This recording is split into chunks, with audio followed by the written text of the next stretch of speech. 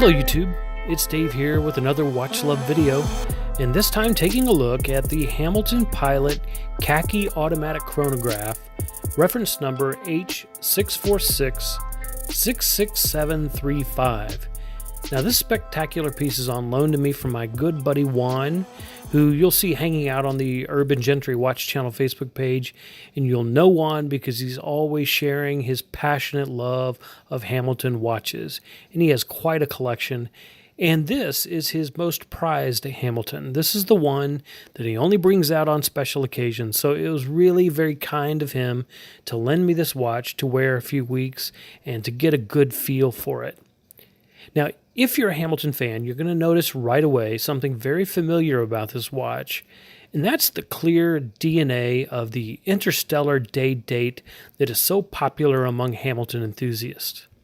You'll see the hands have the famous contrasting sections of loom, making the hour and minute hands both loom and skeleton in design. So you could consider this watch then really an interstellar chronograph. And let me tell you, the pictures you see of this online do not begin to capture the three-dimensional depth and beauty and breathtaking design of this watch. But to capture the heart and soul of this watch, you first have to understand a little bit about the history that's captured in this timepiece. So at its heart, this is really a pilot's watch. You see that with the large, readable dial, and in this case, the Type B dial design that features the minute numerals on the outer track and the hour numerals on the inner track.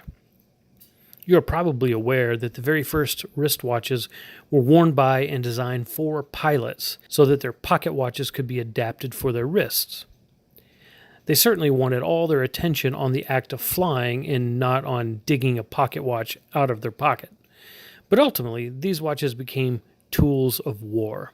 And as World War II dominated the early 1940s, the German, British, and American militaries began to develop specific wristwatches to aid their soldiers in the precise engagement of war.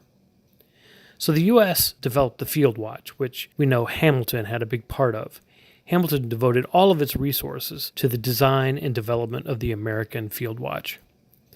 The British military also commissioned the Swiss to develop a watch with high functionality so that British watchmakers could focus their design on naval and aviation instrumentation design. And so the British also developed a beautiful field and pilot watches. But it's the Germans who give us this classic design found right here in this Hamilton Pilot Auto Chrono. The German B-Uhr design is arguably the most popular design to have emerged from this history of military watches. The basic German pilot watch comes in really two forms. First, there's the Type A, which is the older design, first used in 1939. But really, it's the Type B that emerged 2 years later, 1941, that is arguably the more common and the more popular style. These Type B watches were commissioned to German Luftwaffe pilots and were originally 55 millimeters in size, so they were big. But they had to make room for the most accurate pocket watch movements that drove these watches. The uniqueness of the Type B, though, is present in the minute numerals on the edges of the dial and that triangle and dots that sit at 12 o'clock. There are several essential requirements for these watches.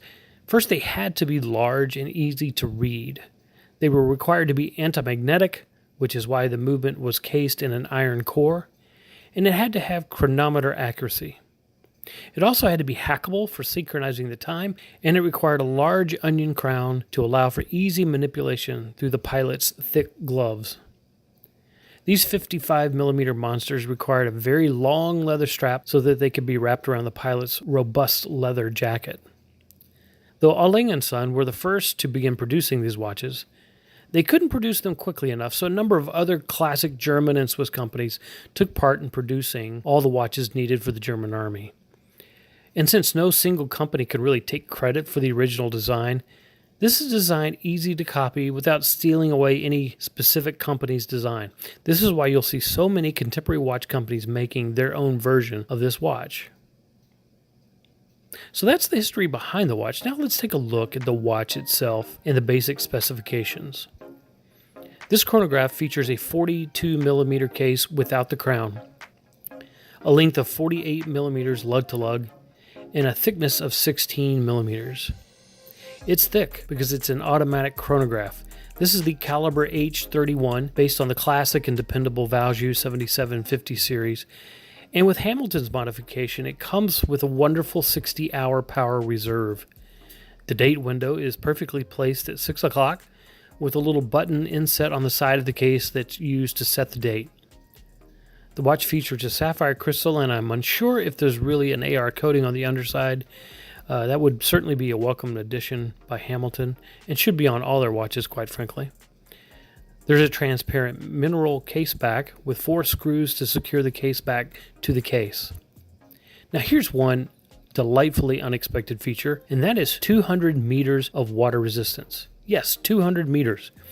It does feature a screw-down crown, but with a see-through case back and chronograph pushers that do not screw down, it's quite an amazing feat to find a chronograph with this kind of depth rating.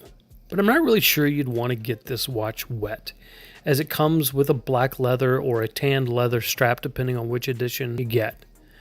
The lug width is 20 millimeters, which means it's easy to find great aftermarket straps for this watch. In fact, Juan sent this Hamilton to me on a strap from bnrbands.com. This strap is a beautiful rivet pilot strap made from Horween leather, so this thing conforms nicely to your wrist and feels very comfortable. And it's really an absolute perfect complement to this watch. It's a little pricier than most calf leather straps, as this comes in at about $80, but it's still a pretty good deal for a Horween leather strap. Let me talk about a few things that I love about this watch. First, it's the dial. If I hadn't seen this watch and you had told me that Hamilton made a Type B pilot watch with a chronograph complication, my expectation would be that they had crammed together 2 designs into one without much integration. But that is not what you get here. What you get here is a well-designed layout that flows into a singular, unified design. The dial features the classic triangle at 12. It's essential to a Type B pilot watch. Next are the applied numerals on the dial, and these are perfectly textured with evenly placed vertical grooves that catch the light from any direction. Subdials are perfectly placed at 3, 6, and 9, and while the main dial has this smooth matte finish, the subdials feature lovely concentric circles that produce a sunburst effect when the light strikes them. The hands on the subdials are stainless steel and significantly more readable than any of my other Hamilton chronographs. The central feature of the dial are the hands. They are part loom and part skeleton, and these hands are both stylish and functional. They're really easy to read, and believe me, I appreciate the readability of this watch, which can't often be said of a chronograph, and Hamilton chronographs in particular. Then, probably my favorite part of this watch is the red-tipped central chronograph seconds hand that provides just enough splash of color to offset the stark black and white nature of this dial. And then finally, there's the 6 o'clock date window that pleases me more than you can know. Another feature of this watch is the crystal. The crystal is a sapphire crystal, but it seems more thick and robust than any other watch that I've ever held. It does contribute to the weight, but it also adds to a sense of readability to the watch. It has almost a magnifying effect, and this is especially noticeable as you view the watch from certain angles. Its slight curve deflects light away so that the glare is never really a problem. And again, I can't tell if this crystal has any AR coating, and as you probably know, Hamilton seems to be a bit stingy with that, though I understand they've begun to add those into recent watches. But AR coating or not, this watch really does not suffer from the glare and readability issues that some of my other Hamiltons have struggled with. Now let's talk a bit about the case, as this is another feature I love about Hamilton. Omega won my heart long ago with their case designs on the Speedmasters and the Seamasters, but I would also say that Hamilton nails their case designs like few other watchmakers can do.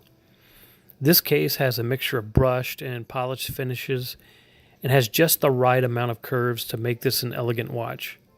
The screw-down crown is robust and it's easy to handle. And the chronograph pushers have a look of a screw-down crown, but they are not. What they are, though, are super responsive. Unlike my other Hamilton chronographs that seem to require a little extra effort to engage them, these are the most decisive pushers of any chronograph I've ever engaged, including my Speedy.